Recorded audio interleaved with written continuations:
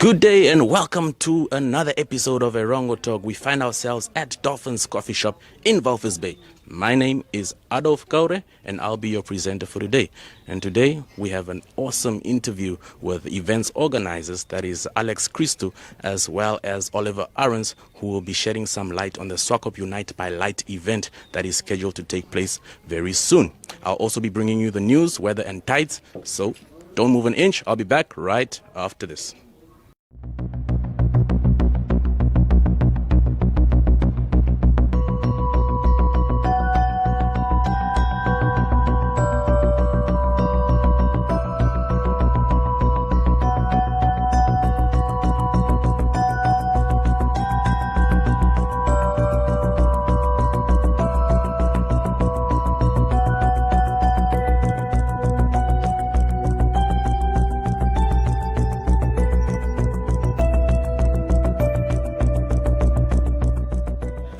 It is now time for the news, and in our first story, Cabinet directed the ministries to help in the COVID-19 fight. So the Minister of Information, Communication and Technology, Peya Mushelenga, announced recently a number of Cabinet decisions pertaining to the Erongo region. So he said that Cabinet has taken note that active case search is yielding results as asymptomatic cases are identified and contact traced, as well as quarantined to curb the further spread of COVID-19. So he was quoted as saying multiple rapid response and special support teams and additional human resources have been deployed in the Erongo region, and Cabinet has directed the Ministry of Health and Social Services to fast-track the backlog of over 1,500 samples due to the increased swabbing in the Erongo region. The ministry has been directed to engage with private service providers to assist with the testing of specimen samples. That is what he said recently. You can catch that story on our website, that is on www.erongo.com.na. In another story, Matutura residents recently revolted as they were seen demonstrating in the streets of Swakopmund. So the residents of Matutura allegedly do not want empty mass housing project houses in Swakopmund, in the Swakopmund township, to be converted into quarantine facilities. A video surfaced on WhatsApp depicting some residents staging a protest, voicing their dismay at the decision. So it would seem residents organized the protest actions amongst themselves, and a source who decided to remain anonymous was quoted as saying they feel that allowing people who have tested positive for COVID-19 to occupy the houses poses a danger to them. And the person added that the residents of Matutura decided to show the same kind of solidarity displayed by the residents of Naravo in Walvis Bay, who refused to allow people who died of the illness to be buried at a hastily prepared cemetery in the township. That story is also available on our website on www.erongo.com.na. And in our final story, with the health ministry, or the health minister, emphasizes health care. So the Minister of Health and Social Services, Dr. Kalumbi Shangula, called on Namibians to take care of themselves. And he was quoted as saying, although Walvis Bay remains the epicenter of the pandemic at present, cases are increasing in other parts of the country. This is and must be said a source of concern for all Namibians. The minister said that fighting the virus calls for greater vigilance and personal responsibility of each and every Namibian. He also went on to say that we must all do our part to stop the spread of this illness. It can be done. These are the realities of our times, and the only way Namibia can suppress the spread of the pandemic is by following and complying with the measures in place without fail, at all times and by everyone. Currently, Namibia recorded yesterday, Namibia recorded 74 new cases of COVID-19, with positive cases being registered in almost every region of the country. And as of yesterday, there were 1,805 active cases. 3 recoveries were also reported. But as usual, do stay tuned to our website on www erongo.com.na, where we will provide you with the latest statistics. As you know, these statistics change on a daily basis. So that was the news for today. Keep watching Erongo Talk.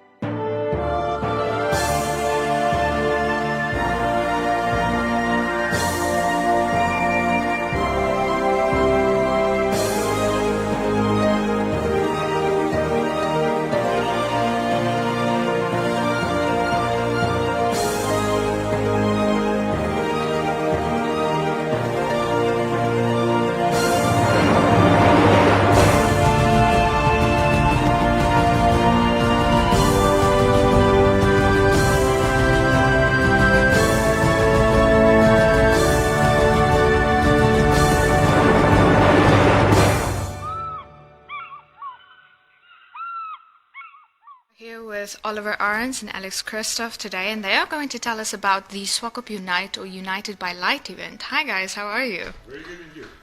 Good, thank you. I'm fine. So could you tell us a little bit about where the idea for this event came from?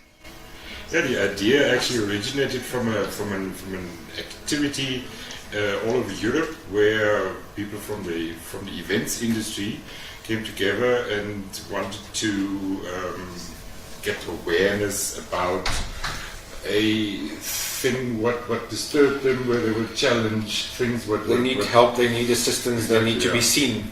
People need to see them, the government, or they wanted assistance basically. They wanted to make their voice heard as an events industry. Yeah. Yes, that's where the idea was. So then, where did the initial motivation come from? Where did you look at this event in Germany and in Europe and say, oh, okay, we want to do that? Listen, the thing is quite easy. Us as Swakopmunders, we are quite, I wouldn't say punished, but I think we are quite challenged in terms of challenge at the moment, lockdown scenarios, travel restrictions, economic activities, and all these entire downfalls. It's quite a depressing thing, and I think the town and us as Swakopmunders, but also as business community, we need a bit of motivation, we need a bit of upliftment. Yes. And then what would you like to achieve through this project? Well, I would say we would like to achieve, first of all, to make people more positive and keep the positivity going. Secondly, we would obviously like to show unity, because through unity we can get through tough times much better if we unite. So that's why also Swakop Unite or United by Light. And the third thing I would say is also marketing, obviously, of Swakopmund, because again, if we market our town and our businesses and we stand together, we can achieve more business for ourselves and create more opportunity. So that's some of the messages we want to put out there. I think there's a lot more with this project as well coming together. We've got quite a few brands actually in the project involved, not just our two brands, but other brands that are coming on board and helping us. So that's that unity, that standing together, smart partnerships as we call them. Yes. So could you tell us a little bit more, number one, about the various brands that are involved, but also about the particulars of the night? And this is the 1st of August, so could you tell us a little bit about how the 1st of August is actually going to go down? Yeah, you see, the entire project is about a symbolic reaction. Yes. And we want to take a quiet evening on a Saturday and light up 7 buildings of not only historical background but recognizable. Yes. And we light them up in a red color, and red stands for emergency. Yes. But red stands also for a couple of other things, like motivating, like passion, love, actually, as well. Yeah. For so what you do. Yes. We take that all these things together, where we say we light these buildings up and do a live stream on that, where we have one reporter or one moderator. It's going from venue to venue and have a short conversation about challenges and the building itself and and feelings and buildings itself yes. with a patron of that building. Yes. So then, how long is the preparation taken, and what is the first step when you tell yourself, I want to light 6 buildings in red light? What are the first steps that you take to prepare for this? Yeah, we're actually 7 buildings. Oh, 7 buildings, yes, you've added one. The point is, preparation time is. I mean, we are not since yesterday in the business. We know what this entire event business, or what if we need to put something up and get people motivated. The first thing was also to establish, do we have the equipment, and Alex quickly established that and said yes, he has the equipment, we can do it. So that was 3 or 4 at the beginning, and then then it expanded more and more. Yeah. And we had more input from the Swakop municipality. Yes, exactly. And Some said, partners why that not came on this board. one? Why not this one? And we said, okay, no, we also need to go to Mondesa, and Yes. all these things. And at the end of the day, we came out with 7 buildings. And the brands that make it possible, maybe to just reiterate that, well, as corporate event gear, is Alex, which brings the equipment and the expertise in live streaming this and putting all of this together. Then Seawell Media as a digital agency, some of the marketing and stuff, and us to organizing the logistics. We've got CreateNam as our brand partner, and they created the brand and everything, and Printworks. Then we've got Nautilus Studios that will be doing some videoing and photography for us during the event and before the event to have footage of what we've done, because we'll get to that just now, why we need that. We've got Hotel Kaiser, which is our studio for the evening. So we've got them on board. The municipality is obviously a partner as the town, and the buildings and the history and everything that we have here. And did I forget anybody? I think that's mainly... We have the paintball. The paintball center is also supporting with some equipment towards Alex. So those are the brands, and it shows again it's completely different. So and those can stand together and actually do something together. Yeah. In terms of timing, we took about 2 weeks up to now. Wow. When we decided, okay, let's do it. Yes. Let's just do it. It's happening. Set the date. It's about 2 weeks at the end of the day. Yes. Okay, so for those who want to watch it, I believe they can watch it online. Could you please just tell our viewers where they can watch this event online? Well, I'll jump in on that. Well, definitely our own Facebook page, Swakop Unite. So there's a Facebook page there, and then we've incorporated all the brands that we've just had now. Hotel Kaiser, Nautilus, Connect People to People is actually another partner in, because one of our moderators will be one of their guys. Then the municipality, Printworks, CreateNam, Destination Swakopmunders will live stream it. We have multiple pages. We've got up to, at the moment, 20 pages. The Strand Hotel is one of the buildings being lit up on their page. We're working on some radio stations. We've got a lot of partners in that we want to live stream this on, because that gives us a bigger potential viewership of the event. Yes. Because we've just recently drawn up our Facebook page, obviously because of the short time frame. Yeah. So we need that exponential growth in viewership, and we've taken all the followers. And I can say I've made the sums yesterday. We've got about just over 300,000 possible followers on all these pages that can view this event. Maybe there will be some extra additions, and we hope that it has the effect on people. This unity, this message that we want to take over, that it has that effect. Yes. And then what happens next? After Swakop Unite, United by Light, what happens next? What's the next phase for this project? Yeah, we have, Oliver mentioned Nautilus Studios. They are taking pictures of each and every building, and we'll also have a special permit for using a drone in town and things. So you can imagine the pictures scope. and the views what we get from that. We will compile a video out of that.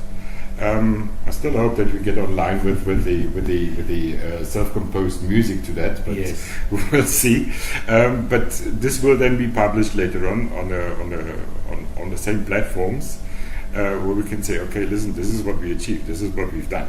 In a matter of 1 hour, we took these 7 buildings, and out of nothing, we light them up and have something for marketing purposes, not only for tourism but also as a town itself. Yes. Yeah, that's one thing. Next step, and we are actually talking quite open about that, is that we approach corporates on the next round, where we can say, okay, corporate ABC, you have your corporate color is blue. We light up for you one of these buildings, so you adopt a building. Yeah, there's a certain fee for it for all these things, sure, obviously, but they can have that landmark or recognizable building or historical building, or their own building, or even their own building, a recognizable building, yes. Lit up in the night, and we can use that to market themselves and as part of a strong community. Yes. Okay. So it's a whole marketing gimmick as well later, and a different way of marketing that businesses can adopt. And we can not do this only in Swakop, we can do it in other towns as well. So the next idea is also to obviously expand this to other towns, possibly the whole concept, and move this around and just give people, be creative, innovative, disrupt the industry a little bit, and do things a little bit differently. That's also a message we want to get out there, and that is done by getting minds together, discussing, being creative. That's what that does. And with all these challenges what we have now with these pandemics around it, we're not attracting people in that way that we have a concert and we have a lot of concerts that goes, but we have a lot of followers on Facebook or online. We're still marketing our businesses and the destination in a different kind of way. Yeah, sure, but the main idea is to get the community out and get them aware and build them up, motivate them. Yes, of course. Thank you, guys. Thank you very much. Welcome back. It is now time for the tides and the weather. And we had our first low tide at 5 minutes to 5 in the morning. And we will have, we also had a high tide at about 11:15 this morning. We will have another high tide at about 10 minutes past 5 in the afternoon. And with our last low tide coming in at about 10 minutes to 1 tomorrow morning. Walvis Bay had a sunrise at about 20 minutes to 8, and that is also the same sunrises for the rest of the towns in the region, with sunsets for all the towns in the regions, including Walvis Bay, being at about 20 minutes to 7 in the afternoon. For today's temperature, Walvis Bay is projected temperature, forecasted a temperature of 22 degrees Celsius, with the wind coming in from the southwest. And tomorrow they will have a minimum temperature of 19 degrees, with a maximum temperature coming in at about 20, with a maximum temperature of about 24 degrees Celsius. Swakopmund today had a temperature of 20 degrees Celsius, with a minimum tomorrow of 18 degrees and a maximum of 21 degrees Celsius. Walvis Bay is forecasted a temperature of 20 degrees Celsius, with a minimum of 16 degrees tomorrow and a maximum of 22 degrees Celsius. And in Ahrens, it is rather warm, with 31 degrees Celsius coming through today. And tomorrow there is expected a minimum temperature of 18 degrees and a very warm 33 degrees maximum temperature. So, and moving further inland, we expect a southeasterly wind flow in Usakos, with a maximum temperature of 29 degrees Celsius today, and tomorrow there will be a minimum of 12 degrees as well as a maximum of about 30 degrees Celsius. Karibib will have a wind flow from the northwesterly direction, and as well as a maximum temperature of 27 degrees Celsius. Tomorrow they will have a cool 11 degrees Celsius as their minimum and a maximum of about 28 degrees Celsius. Moving to Omaruru, finally, last but not the least, Omaruru will have a wind flow of a northwesterly direction, with a maximum temperature of 27 degrees Celsius forecasted for today. And tomorrow they will have a very, very cool minimum of 9 degrees Celsius with a maximum of 27 degrees Celsius. So that was the tides and the weather.